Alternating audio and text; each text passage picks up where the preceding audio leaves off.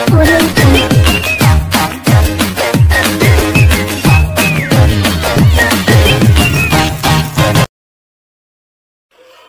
To Nila's kitchen. இன்றைக்கி நம்ம கிச்சனில் பார்க்க போகிற ரெசிபி என்னென்னா மொச்சப்பயிறு குழம்பு.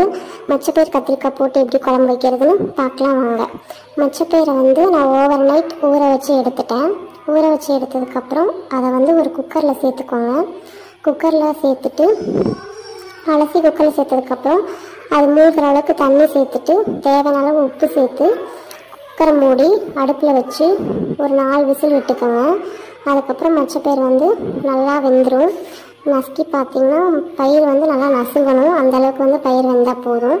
அதுக்கப்புறம் அடுப்பில் ஒரு கடாய் வச்சு தேவையான அளவு எண்ணெய் சேர்த்துட்டு எண்ணெய் காஞ்சதுக்கப்புறம் கடுகு சேர்த்துக்கோங்க. கடுகு நல்லா வெடிக்கணும். கடுகு நல்லா வெடித்ததுக்கப்புறம் 1/2 டீஸ்பூன் வெந்தயம் சேர்த்துக்கோங்க. வெந்தயம் நல்லா வெடித்ததுக்கப்புறம் ஒரு 5 பல் பூண்டு பொடி பொடியாக நறுக்கி அதையும் சேர்த்துருக்கேன். அதுவும் நல்லா எண்ணெயில் தாளிச்சதுக்கப்புறம் ஒரு கொத்து கருவேப்பிலை சேர்த்துக்கோங்க. கருவேப்பிலை நல்லா பொரிஞ்சதுக்கப்புறம் சின்ன வெங்காயம் ஒரு 1 கப் சின்ன வெங்காயம் பொடி பொடியாக நறுக்கி வச்சுருக்கேன். அதையும் சேர்த்துக்கோங்க. அதையும் சேர்த்துட்டு நல்லா எண்ணெயில் வெங்காயத்தை நான் வணக்கிடுங்க. வெங்காயம் நல்லா பொன்னிறமாகிற அளவுக்கு நல்லா வணக்கி விட்ருங்க.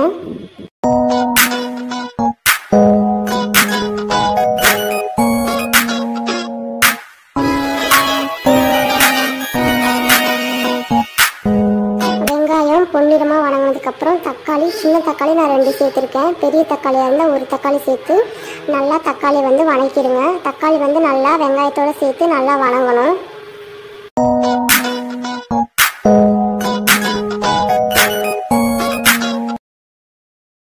குழம்புக்கு தேவையான உப்பு சேர்த்துக்கோங்க. பயிரில் சேர்த்துருக்காட்டி அளவாக உப்பு பார்த்துட்டு சேர்த்துக்கோங்க. அதுக்கப்புறம் 1 டேபிள் ஸ்பூன் மிளகாய்த்தூள் சேர்த்துருக்கேன். மிளகாய்த்தூள் சேர்த்ததுக்கப்புறம் 1 டேபிள் ஸ்பூன் மல்லித்தூள் சேர்த்துக்கோங்க. மல்லித்தூள் சேர்த்ததுக்கப்புறம் குழம்பு மிளகாய்த்தூள் நான் 2 டேபிள் ஸ்பூன் சேர்த்துருக்கேன். நீங்கள் உங்கள் காரத்துக்கு எந்த அளவுக்கு குழம்பு மிளகாய்த்தூள் தேவையோ அந்த அளவுக்கு சேர்த்துக்கோங்க. மஞ்சள் தூள் 1 டீஸ்பூன் சேர்த்துருக்கேன். எல்லாம் சேர்த்துட்டு இது எல்லாத்தையுமே நல்லா தக்காளியோட நல்லா கலந்து விட்டுருங்க.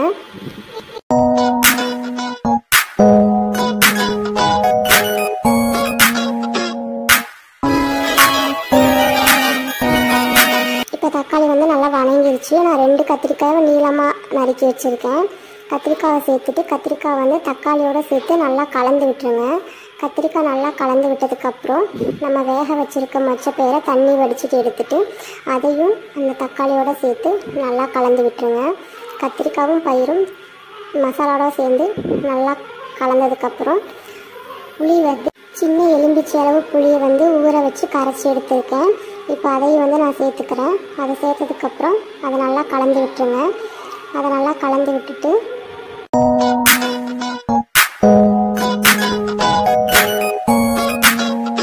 இப்போ உங்களுக்கு குழம்புக்கு எந்த அளவுக்கு தண்ணி வேணுமோ அந்த அளவுக்கு தண்ணி சேர்த்துக்கோங்க. குழம்புக்கு தேவையான தண்ணி சேர்த்துட்டு அதை நல்லா கலந்து விட்டுருங்க. அதை நல்லா கலந்து விட்டுட்டு இப்போ கத்திரிக்காய் நல்லா வேகணும். குழம்பு கொதித்து கத்திரிக்காய் வேகட்டும். நல்லா குழம்பை கொதிக்க விட்டுருங்க. அதுக்குள்ளே ஒரு மிக்சியில் துருவின தேங்காய் 1 டீஸ்பூன் ஜீரகம் சேர்த்து தண்ணி சேர்த்து நைஸாக அரைச்சி எடுத்துக்கோங்க. குழம்பு நல்லா கொதித்து கத்திரிக்காய் நல்லா வெந்துருச்சு. இப்போ நம்ம அரைச்சி வச்சுருக்க தேங்காய் விழுதை அதோடு சேர்த்து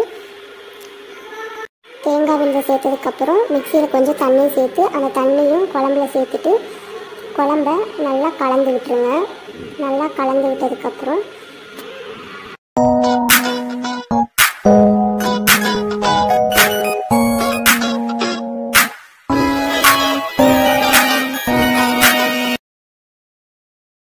ஒரு 10 நிமிஷம் நல்லா கொதிக்கட்டும். குழம்பு நல்லா கொதித்து எண்ணெயெல்லாம் பிரிஞ்சு வந்ததுக்கப்புறம் அடுப்பை ஆஃப் பண்ணிவிட்டு குழம்பு இறக்கிடுங்க. அவ்வளோதான். ரொம்ப ரொம்ப சூப்பராக மொச்சப்பயிறு கத்திரிக்காய் குழம்பு ரெடி ஆயிடுச்சு. பாருங்கள் எவ்வளோ சூப்பராக மொச்சப்பயிறு கத்திரிக்காய் குழம்பு ரெடி ஆகிருக்குன்னு. இது ரொம்ப ரொம்ப சூப்பராக இருக்கும். இந்த ரெசிபியை கண்டிப்பாக உங்கள் வீட்டில் ட்ரை பண்ணி பாருங்கள். இந்த ரெசிபி உங்களுக்கு பிடிச்சிருக்குன்னு நினைக்கிறேன்.